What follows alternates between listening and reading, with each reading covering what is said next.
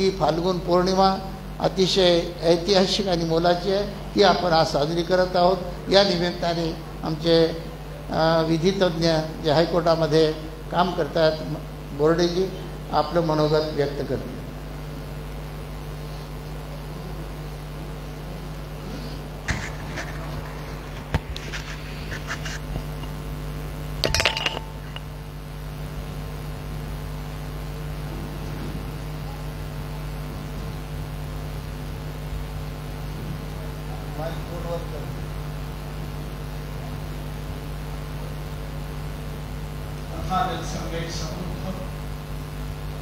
भारतीय घटनेचे शिल्पकार डॉक्टर बाबासाहेब आंबेडकर यांच्या विचारांना व प्रतिमांना आजचे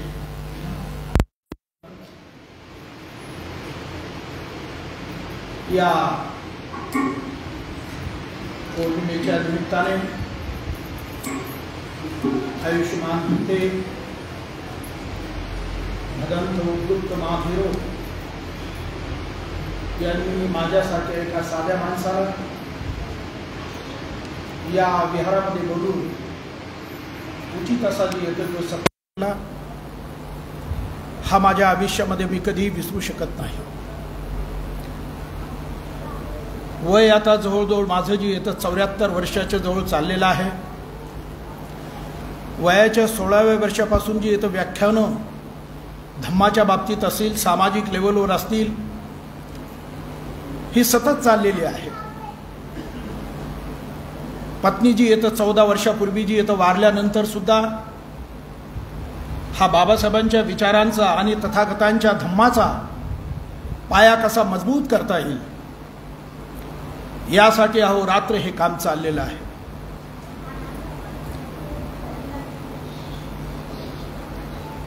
आज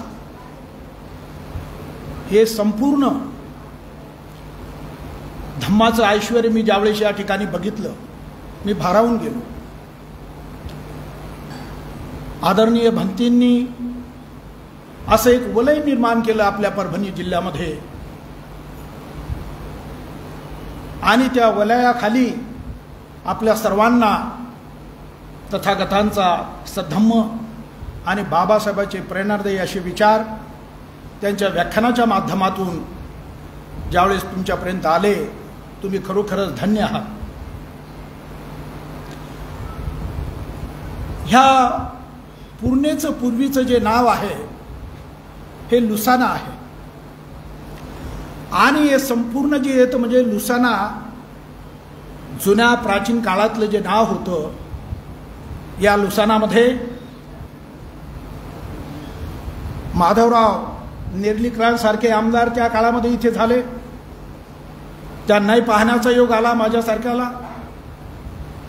त्या काळामध्ये जे काँग्रेसमध्ये कार्यरत होते, एन डी पगारे आमच्या भागामधून होते, औरंगाबादहून, इथं नेर्लीकर साहेब होते, वेगवेगळ्या महाराष्ट्रामधून त्या काळामध्ये जी माणसं आपली या ठिकाणी कार्यरत होती त्यांनी सुंदर असं समाजाचं काम जे येतं त्यावेळेस केलेलं आहे।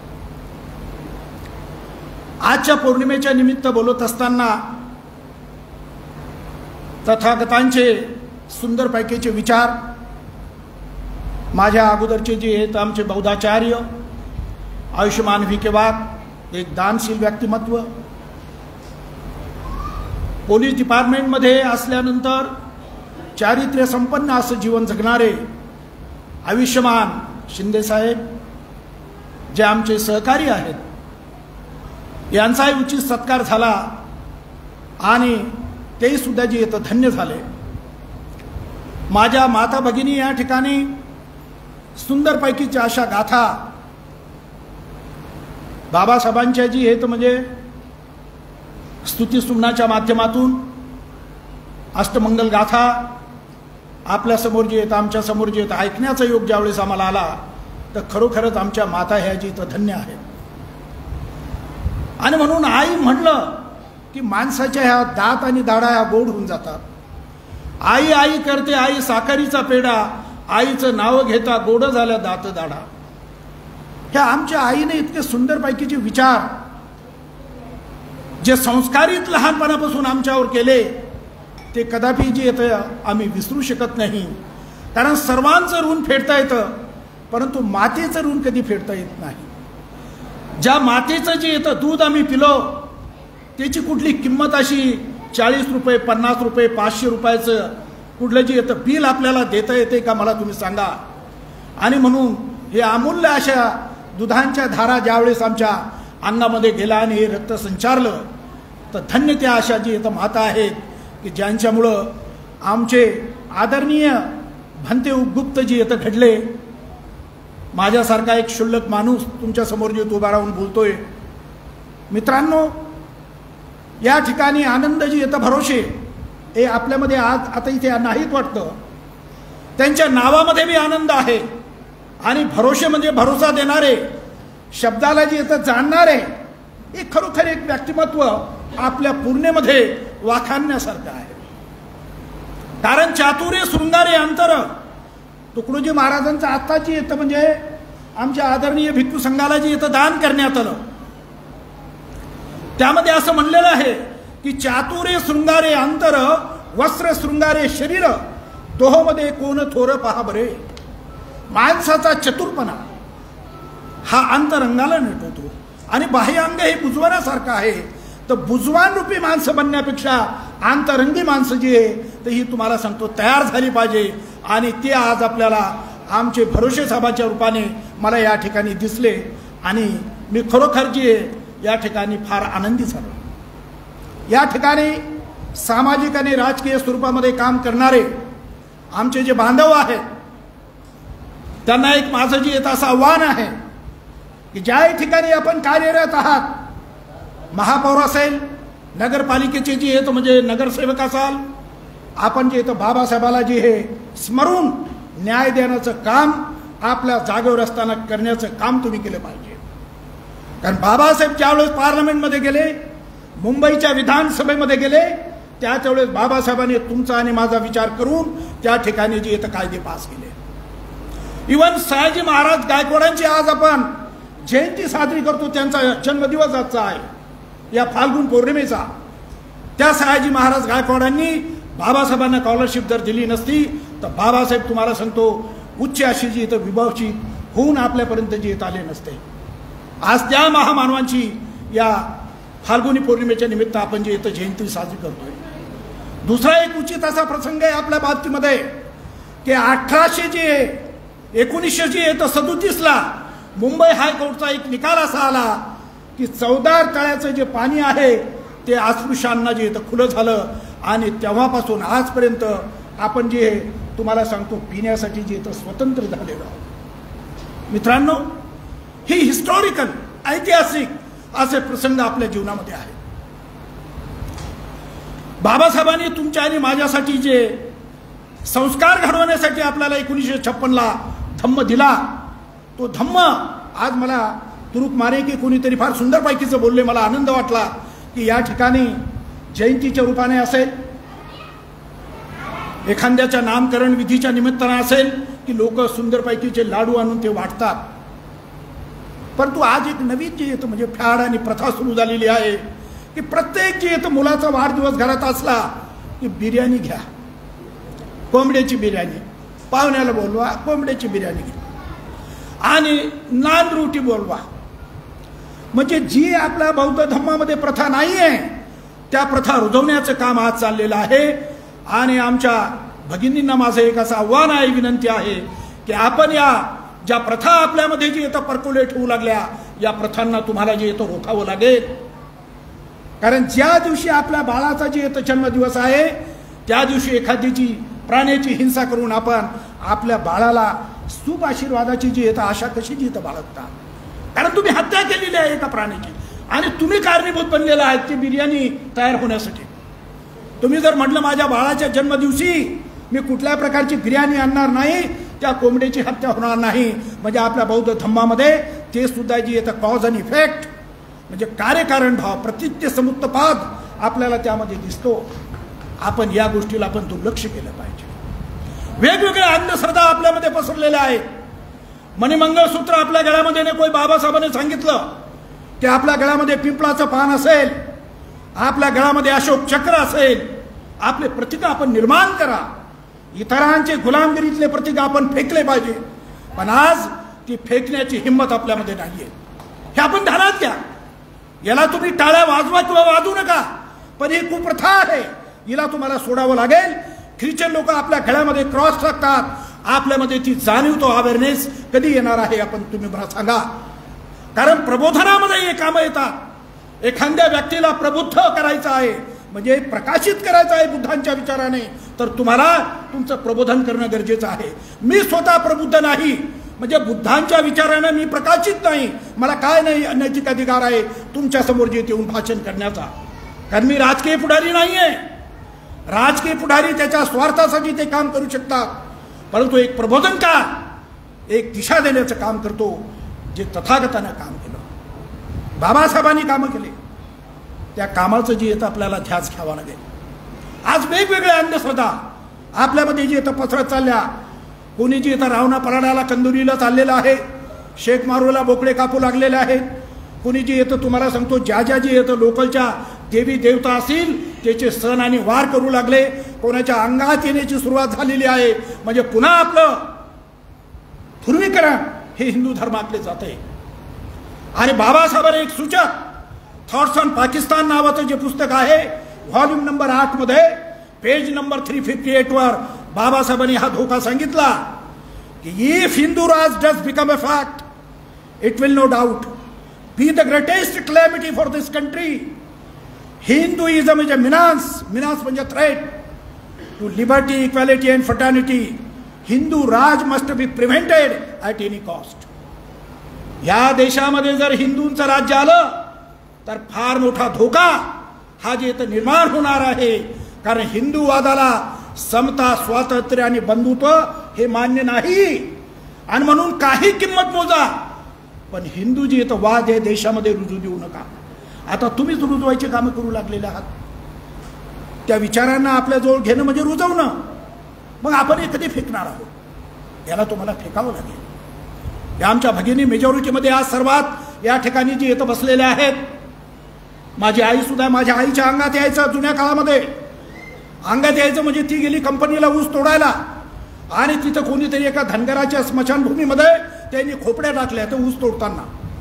आता दुसऱ्या दिवशी म्हातारीने तंबाखू मागितली एका धनगरीन बाईला, आणि त्याच वेळेस त्या बाईने सांगितलं की बाई ते तिथं जी माझा धीर जाळला म्हणे, तर तुम्ही तिथं कशा काय खोपड्या टाकल्या म्हणे. इतकी कमरा इतकं जी येतं कुत्रं असायचं, डोक्या इतकी काठी म्हाताऱ्याजवळ, मिशा अशा होत्या, आणि त्याला तिथं जाळलेलं आहे आता एक 8 दिवसापूर्वी.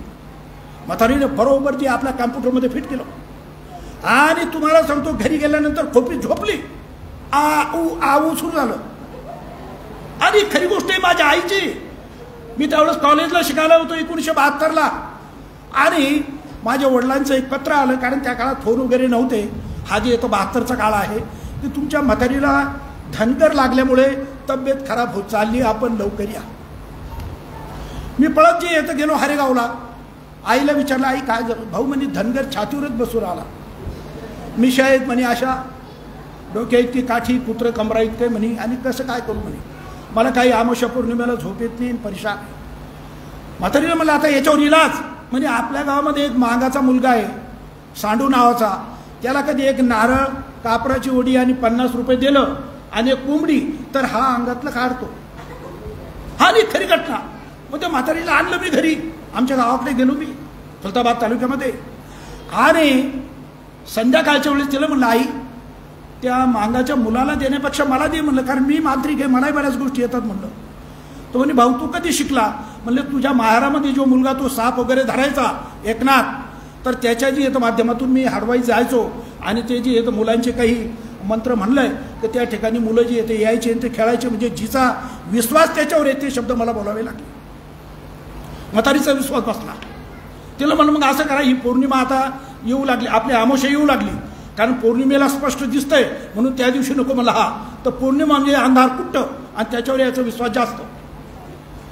आणि तिला म्हणलं 2 अंडे आणा, नारळ आणा, कारण खायला कामा येईल, कापराची ओढी आणा. आणि सुंदरपैकी तर म्हातारीला त्या अमावस्येच्या रात्री माझ्या हातावर कापूर ठेवायला लावला.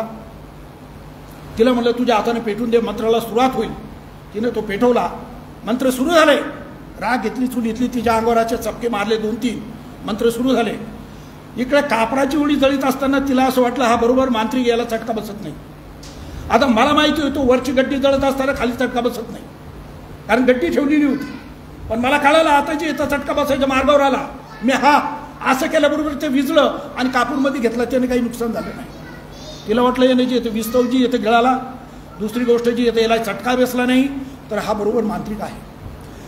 2 अंडे तिच्या हाताने जे मागवलेले होते त्याला तव्याच्या काळाने काही नाक डोळे काढले, असे इचकलेले दात वगैरे, म्हणजे धनगराचं रूप येईल असं, अशा मिशा वगैरे. आणि ते अंड माझ्या हातावर घेतलं आणि एक अंड फोडून जाळीच्या मागं ठेवून दिलं. अगोदरच दिलेलं होतं ते. आणि मंत्राला सुरुवात झाली. त्या जाळीपर्यंत मी जे मंत्र म्हणत गेलो, त्यांना येऊ दिलं नाही. आणि काही अंतरावर गेल्यावर यायला सांगितलं वर पहा. त्या अंड्यामध्ये एक भिंगोटा बाभळीवरचा टाकला, त्याचं जे येतं तोंड बंद केलेलं, आणि त्याच्यानंतर त्याला एक गौरीचं जी येतं अंगार लावली. वर बघा वर बघा म्हणल्यानंतर त्या भिंगोट्यानं त्या अंड्याला उचललं आणि ते अंड पडलं. म्हणलं काय दिसलं? म्हणे पांढरं पांढरं. म्हणलं धनगर कुठला? ती म्हातारी 30 वर्ष जगली माझी आई. ते आमचे मामा इथं बसलेले आहे, 30 वर्ष जगली. म्हणजे तिच्यातल्या ज्या कल्पना आहेत, अंधश्रद्धेवर आधारलेल्या ज्या कल्पना आहेत, त्या आपल्याला गाडाव्या लागतील. त्याच्या आता कधी कधी आपण लघवीला रात्रीचं उठत नाही, कारण कोणीतरी सांगितलेलं मुत्रीच्या तिकडच्या भागातून कोणीतरी इवळल्यासारखं करतं. मग इवळलं म्हणजे हे माणसं उठत नाही. म्हणजे या कल्पना माणसामध्ये दडलेल्या आहेत. आणि आपल्याला बुद्धानं सांगितलं की तुमच्यामध्ये 4 आर्य सत्ये, अष्टांगिक मार्ग, ज्याच्यावर आता जे येतं म्हणजे आयुष्यमान विकीबागजी बोलले. मग 4 आर्य सत्य असेल, पुनर्जन्म असेल, हे जे शरीर आहे हे किती गोष्टीपासून बनले? 4 घटक, आप, तेज, वायू आणि पृथ्वी. मग आता जे माणूस मेल्यानंतर हे 4 घटक 4 घटकात विलीन झाले. मानवाचा पुनर्जन्म होईल कसा? बरं, जो पुनर्जन्म होईल तर त्याची सुद्धा बुद्धाने जी येते व्याख्या केली की पुनर्जन्म कसा? जो डोळ्याने दिसतो, ज्याला तुम्ही स्पर्श करू शकता, तो पुनर्जन्म. पुन्हा जन्माला येणं म्हणजे हे नाही माणूस मेल्यावर तसाच हुबेहूब भूत तुमच्या समोर उभं राहणं, हे नाही. पुनर्जन्म म्हणजे आईच्या घरामध्ये जर अंधार असेल आणि शेजारच्या बाईकडे कधी जर तुम्हाला सांगतो प्रकाश असेल, तर आई तिची मेणबत्ती घेऊन त्याला जे येतं त्या प्रकाशाला ज्यावेळेस चिचकवते, त्यावेळेस पेटवल्या जातं, त्यावेळेस ती ज्योत जी येते आपल्या मेणबत्तीला, तो झाला त्या ज्योतीचा पुनर्जन्म, जो डोळ्याने आपल्याला दिसला. आंबा आहे सुंदरपैकीचा औरंगाबादचा, तो आंबा ह्या विहारामध्ये जर आणून लावला तर त्यालाही सुंदरपैकीचे फळं जसे औरंगाबादला येतात तसेच फळं या ठिकाणी येतात. हा झाला त्याची येतं आंब्याचा पुनर्जन्म. तर मित्रांनो, आपल्याला खरोखर बौद्ध धम्म जर समजून घ्यायचा असेल तर बाबासाहेबांच्या आणि बुद्धांच्या विचाराची कास, कारण सभ्यता जियम गच्छन्ति गते सती नेते. कारण या ठिकाणी आदरणीय भिक्खू संघ उपस्थित आहे. हा विनम्र आणि श्रद्धाशील असे जे इथं भिक्खू एक धम्मनायक आपल्या समोर आहेत. आणि ज्यावेळेस या श्रद्धाशील आजी भिक्खूंचा आणि संघ नायकांचा आदेश जर आपण तुम्हाला सांगतो तंतोतंत जर पाळला तर आपल्या जीवनामध्ये एक उन्नयन, एक उत्कर्ष आपण जे इथं स्वतःच्या डोळ्याने पाहणार आहोत. आणि म्हणून बोलण्यासारखं खूप आहे, परंतु गंमत अशी होती की या ठिकाणी बोलत असताना बाबासाहेबांनी फार सुंदर कामं केलेले आहेत. भारतीय संविधान लिहिताना बाबासाहेबांनी जसे कर्तव्य आहेत तसे जे येतं हक्क दिले, आणि हक्क जिथं आहे तिथं कर्तव्य सुद्धा आहे आपलं. मग कर्तव्यामध्ये ज्या ड्युटीज आहेत तुमच्या आणि माझे, तर त्याच्यामध्ये आर्टिकल नंबर 51 ख आपल्या घटनेमध्ये कलम दिलंय. बाबासाहेब म्हणतात की scientific attitude must be percolated in the minds of Indian people. भारतीय लोकांच्या डोक्यामध्ये विज्ञानवादी विचारसरणी जी येतं तुम्ही परकोलेट करा, म्हणजे सिंचन करा, त्याला पेरा, की जेणेकरून ते विज्ञानवादी बनतील. पण आज आपल्याकडे विज्ञानवादी विचारसरणीच्या ऐवजी टीव्ही ओपन केली की आपल्याकडे अंधश्रद्धा सुरू होऊन जातात वेगवेगळ्या मालिकांच्या माध्यमातून. आणि आपल्या मेंदूला झिंग आणणाऱ्या ते विषय असल्यामुळे आपण पुन्हा पुन्हा त्याला जे इथं पाहत असतो. मग बाबासाहेबांच्या संविधानामध्ये केलेली तरतूद आर्टिकल कलम नंबर जे येतं 51 ख आपल्या हाताने आपण जे इथं सुलगाडण्याचं काम करतो, तर हे आपण कधी सुधारणार. आणि पुन्हा बाबासाहेबाचा विजय असो मोठ्यानं जय भीम. आता असं मोठ्यानं आरडल्यानं जय भीमनं कुठे जे येतो तो माणूस आंबेडकराईट होतो का? मला तुम्ही सांगा. त्याला त्या विचाराचं आचरणाची साथ असली पाहिजे. जिथे विचार आहे तिथे आचरण असलं तरच बाबासाहेबजी हे विचाराने जिवंत राहतील, आचरणामध्ये जिवंत राहतील तुमच्या माझ्या. पण हे होताना दिसत नाही. आणि म्हणून बाबासाहेबांचे जे पुस्तकं या ठिकाणी जेवढे विद्वान मंडळी बसलेली आहेत यांच्याकडं एक 50 ते 60 पुस्तकांचा संग्रह असणं गरजेचं आहे. आणि ते सुद्धा ओरिजिनल बाबासाहेबांचे पुस्तकं आपण वाचून इतराला सांगणं गरजेचं आहे. हुवे शूद्राज आणि हाऊ दे केम फोर्थ वर्ण, शूद्रपूर्वी कोण आणि ते चौथ्या वर्णात कसे आले हे जर मी वाचित नाही मला तुम्हाला कसं सांगता येईल? मला तुम्ही सांगा. कास्ट इन इंडिया म्हणजे भारतातील जाती व्यवस्था कशी आहे, हिचं मेकॅनिझम, हिची संयंत्रणा कशी बनवली गेली त्या काळामध्ये, हे जर मी वाचित नसेल तर मला तुमच्यासमोर जे येतं कसं बोलता येईल मला सांगा.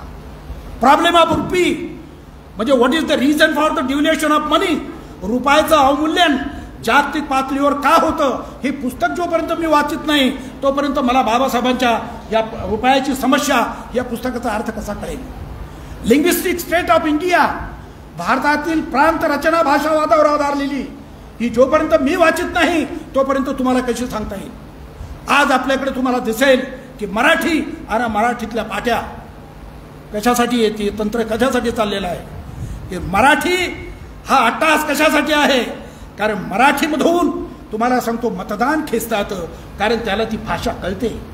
पण तुम्हाला जर जी येतं हिंदी येत असेल आणि मी मराठीत भाषण करू लागलो तितकंसं तुम्हाला ते समजत नाही. मग मताचं जे ध्रुवीकरण आहे ते बाजूला सरकलं जातं. आणि म्हणून आपल्याला जे येतं दिसेल की लोकांचा अट्टाहासाने आग्रह असतो की इंग्रजीच्या पाट्या हलवा आणि मराठीची पाटीच असली पाहिजे त्या ठिकाणी. आणि बाबासाहेबांचं लिखाण तर सर्व इंग्रजीमध्ये आहे. त्यांचं एकही पुस्तक मला असं वाटतं की मराठीमध्ये जी येतं नाही, सगळे पुस्तकं इंग्रजीमध्ये आहेत.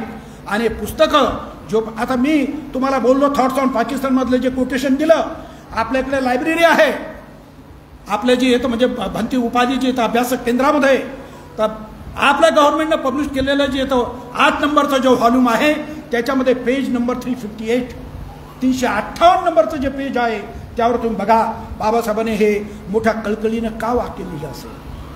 कारण बाबासाहेबांचं म्हणणं होतं की if you are going to make the partition of this country total transfer should be there.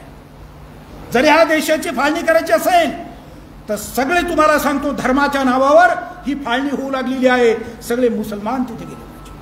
And those who are Hindus residing in Pakistan they must be in India along with their property. Then and then you can make the partition. Otherwise, you don't have any right to make the partition. This is my final contention in the case of Pakistan.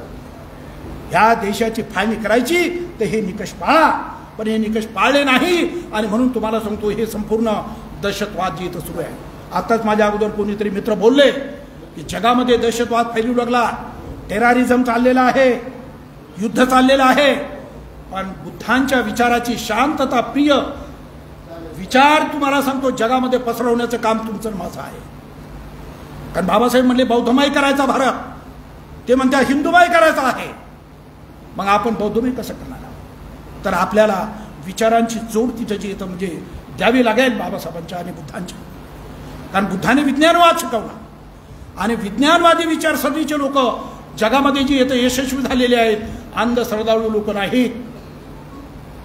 अंधश्रद्धाळू लोकांचा विनाश झालेला आहे. आणि विज्ञानवादी विचार जगाच्या पाठीवर तुम्हाला आजही जिवंत आहे. माझ्या भगिनी या ठिकाणी बसल्या. आज आपल्याकडे काही शारीरिक अंधश्रद्धा आहेत, काही मानसिक अंधश्रद्धा आहेत, काही शैक्षणिक स्वरूपाच्या अंधश्रद्धा आहेत, काही गृहप्रवेशाच्या अनुषंगाने अंधश्रद्धा आहेत.